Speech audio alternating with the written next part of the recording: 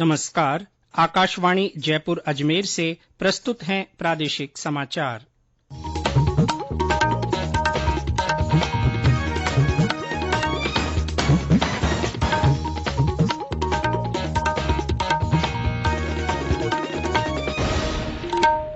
मुख्य समाचार।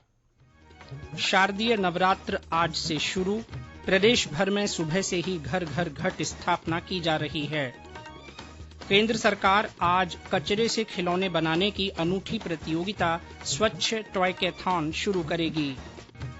राष्ट्रीय परीक्षा एजेंसी आज स्नातकोत्तर पाठ्यक्रमों के लिए संयुक्त विश्वविद्यालय प्रवेश परीक्षा CUET के परिणाम घोषित करेगी।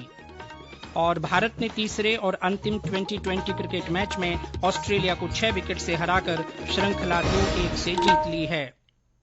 समाचारों के साथ मैं जितेंद्र सिंह पूनिया। और अब समाचार विस्तार से। नवदुर्गा के 9 स्वरूपों की आराधना का प्रतीक पर्व शारदीय नवरात्र आज से शुरू हो गया है।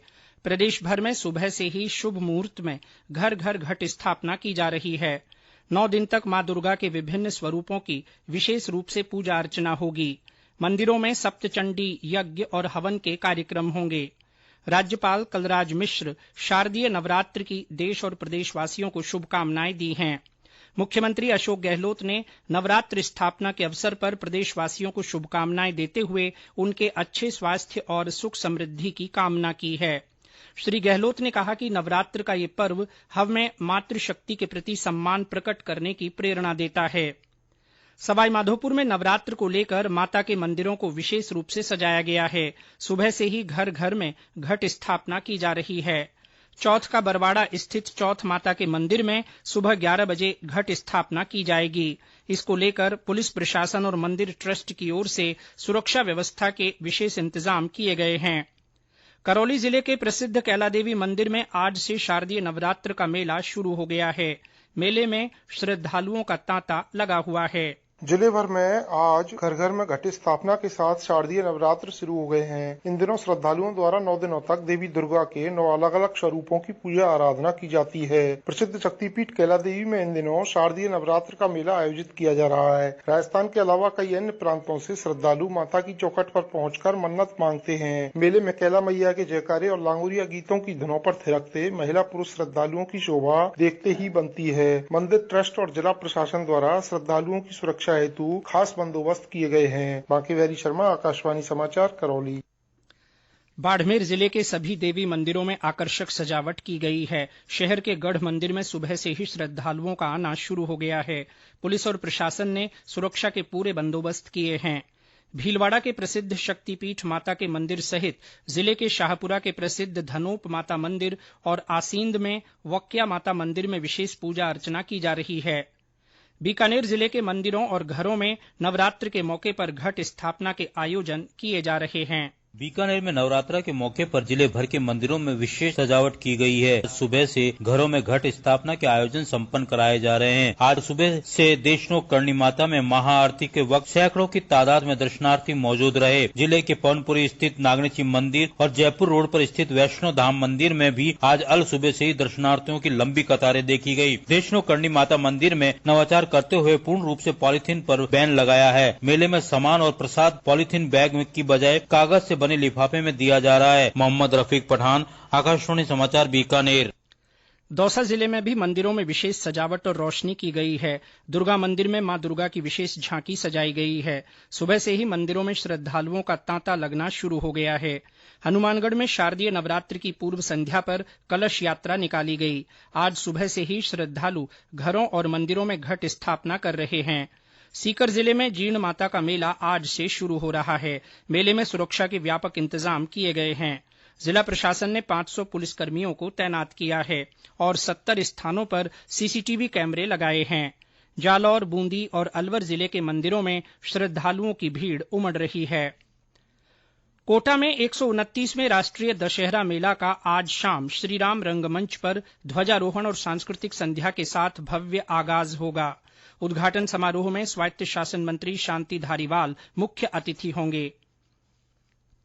आवासन और शहरी मामलों का मंत्रालय आज खिलौने बनाने की अनूठी प्रतियोगिता स्वच्छ टॉयकेथॉन की शुरुआत करेगा। ये प्रतियोगिता व्यक्तियों और समूहों के लिए खुली होगी। इसमें नवाचार का प्रयोग करते हुए सूखे कचरे से खिलौने तैयार करने होंगे।